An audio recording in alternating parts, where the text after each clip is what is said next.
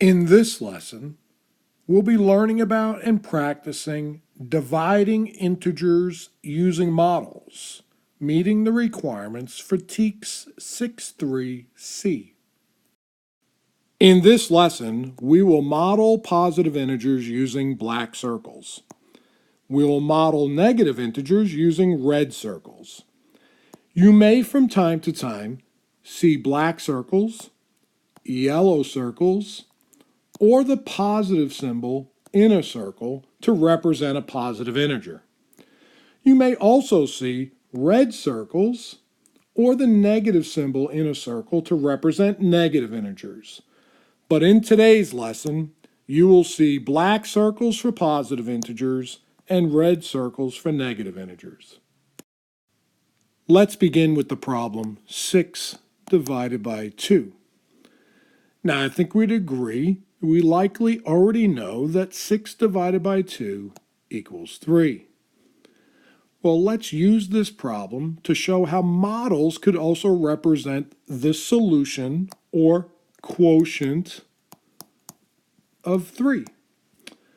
So, in 6 divided by 2 equals 3, 6 represents the total value.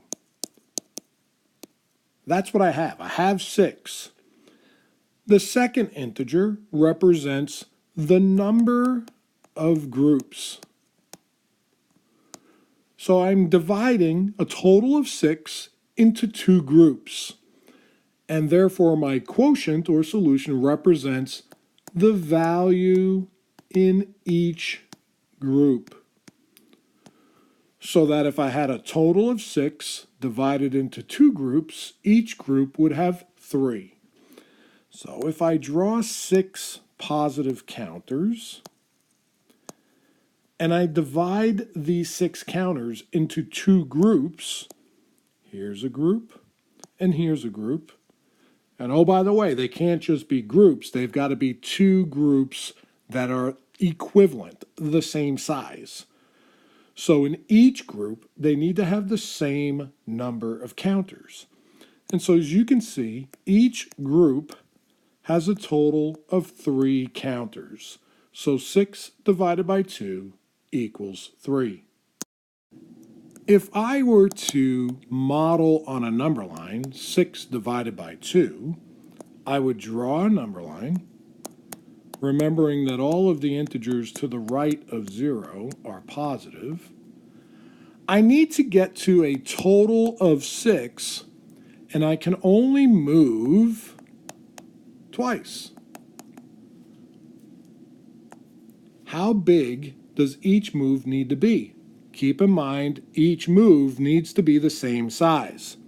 So if I'm at 0, and I want to get to 6, and I can only move 2 times, if I move once, I have to move a second time of only 1 more. That would only get me to 2. So it can't be 1. If I move, say, the size of 2, here's 1 move. Now my next move also needs to be the size of 2. That only gets me to 4. So clearly that's not working. So that tells me I should try to move 1 move of 3 and then a second move of 3. That gets me to 6. So a total of 6 divided into 2 equally sized moves means each move needs to be a total of 3. 6 divided by 2 equals 3. If my example were 6 divided by negative 2, and you remembered that the first integer gives you the total value, I have a total of positive 6. The number of groups is the second integer. I'm going to divide my total of 6 into, in this case, negative 2 groups. Now, can I have negative groups? You may remember from our multiplying integers with models lesson that we can't have negative groups. So we read the negative sign as opposite. We know the opposite of 2 is negative 2. and that the opposite of negative 2 is positive 2, or 2. So I have a total of 6. So I draw 6 positive counters. I have a total of 6, or positive 6. And I need to divide them into negative 2 groups, which I just said we can't have negative groups. So I need to read this as 6 divided into the opposite of 2 groups. Or I need to have the opposite of 2 groups totaling 6. The opposite of 2 groups with a total of 6 is 2 groups with a total of negative 6. The opposite of 2 groups with a total of 6 is 2 groups with a total of negative 6. In each group, you can see that there's a total of negative 3. So 6 divided by negative 2 is negative 3. The opposite of 2 groups totaling 6 is 2 groups totaling negative 6, where each group, the quotient, is negative 3. If I'm modeling 6 divided by negative 2 on a number line, once again, I need to move a total of 6 in negative 2 moves. Now, I can't have negative moves, right? So even though negative 2 represents the number of moves, the negative symbol actually represents the opposite, right? The opposite of 2 is negative 2. So I need to move the opposite of 2 moves to get 6, or 2 moves to get negative 6. The opposite of 2 moves to get 6 is 2 moves to get negative 6. So I'm going to draw a number line, recognizing that all of the integers to the left of 0 are negative. I need to get from 0 to negative 6 in 2 moves. I need 2 moves to negative 6. Each move needs to be the same size. So if I only move 1 time, that takes me to negative 1. A second move the same size only gets me to negative 2. If I move negative 2, from 0 to negative 2, a second sized move the same size would get me to negative 4. So once again, from 0 to negative 6 means each move needs to be negative 3. 2 moves of negative 3 will get me to negative 6. So the opposite of 2 moves to get to 6 is 2 moves to get to negative 6. 2 moves to get to negative 6 means each move must be negative 3. If my example has the negative integer first, negative 6 divided by 2. So I have negative 6 is my total. I have 2 as my number of groups. So I need to know how much is in each group. What is the value of each group? So if I draw 6 negative counters, and then I divide these 6 negative counters into 2 groups that are the same size, equivalently sized groups, right? They're equally sized. They have the same number of counters in each group. Then I can see that each group has a total of negative 3. So that the value of each group, or the quotient of negative 6 divided by 2, is negative 3.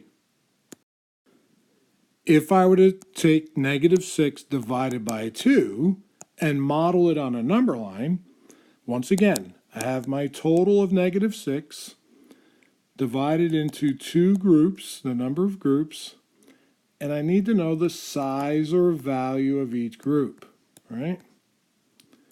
So I'm going to a total of negative 6. So So I draw my number line, recognizing that on my number line, all of the integers to the left of 0 are negative. So I need to get from 0 to my total of -6. I need to do it in 2 moves, right? The number of groups or number of moves, all right? So number of groups or moves. So I can move twice, but each move needs to be the same size. And I think you can see that yet again, in order to do that, my first move would have to be to -3, and then my next move of the same size would take me to -6. Each move, 1, 2, 3, is -3 in size. Each move is of -3. Now, what if in my example, both of my integers are negative? What if I have -6 divided by -2? Or what if I have a total of -6 divided into -2 groups? What would be the value in each group? Now again, you may remember from multiplying integers with models that you can't have negative groups. Now, I do have a total of -6. So I can draw my -6 counters, right? That's 6 counters. Each one is red. Each one is -1 for a total of -6. Now, I can't divide them into negative groups, but I do know the opposite of 2 groups totaling -6 is 2 groups of the same size. So I'm going to make 2 groups of the same size. The opposite of 2 groups of totaling -6 is 2 groups totaling +6. The opposite of 2 groups totaling -6 is 2 groups totaling +6. And so if my counters become positive, I can see that in each group I have a total of 3, a value of +3 in each group. And once again, if I attempt to model my problem on a number line, I have a total of -6 divided into -2 groups, which I know I can't do. I can't have negative groups. So I'll read the negative symbol as the word opposite. So the opposite of 2 groups to get -6 is 2 groups or 2 moves to get +6. So I'm going to draw a number line, knowing that all of the integers to the right of 0 are positive. I need a total of 2 moves to get to 6, right? Because I need the opposite of 2 moves totaling -6, which is 2 moves totaling +6. So I need to get from 0 to +6 in 2 equivalent moves, 2 moves of the same size. And I see that if I can only move twice, and each move needs to be the same size, then each move must be 3 or +3. -6 divided by -2 equals +3. Now you may have remembered the pattern from the multiplication lesson using models. But did you notice 6 divided by 2, 6 divided by -2, -6 divided by 2, and -6 divided by -2, each and every time the quotient was 3. Each and every time the quotient was 3. Sometimes that 3 was positive, and sometimes that 3 was negative. But dividing 6 into 2 groups always gave me a quotient or a value in that group of 3. Sometimes the 3 was positive, sometimes the 3 was negative. But when I'm dividing 6 by 2, I'm always going to get 3.